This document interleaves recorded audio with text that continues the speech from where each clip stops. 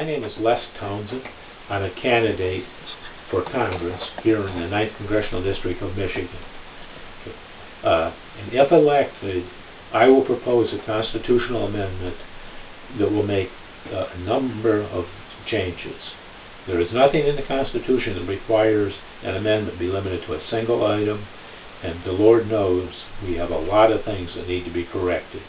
I will go through briefly the list of what's in the amendment. 1, it will define marriage as the union of one man and one woman. It will end birthright citizenship and define natural-born citizen. It will stop Congress from looting Social Security and Medicare trust funds. It will require politicians to accept contributions only from people who are eligible to vote for them. It will make English our national language. It will end government-mandated discrimination. It will prohibit Congress from requiring the purchase of any good or service. It will prohibit any law which outlaws the growing, possession, use, or marketing of any herb. It will include a citizen's line-item veto to stop unconstitutional pork barrel spending. It will include the Parents' Rights Amendment. It will prohibit any law with a primary purpose of protecting people from themselves. It will overturn the Kelo decision on eminent domain. And it will prohibit government from exempting itself from laws that it passes. The language you can read for yourself on my website at voteforless.info.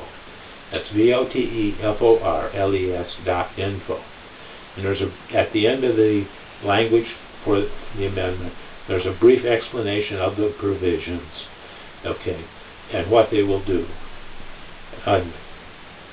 You might ask yourself, why do we have multiple issues in this amendment? The reason is fairly simple. It's going to take a broad coalition of people to get this type of an amendment passed. In 2006, the marriage amendment was voted on in the House of Representatives. I mean, you would think this would be a no-brainer, that marriage is one man and one woman. It did not pass at that time, and it did not come really close to passing.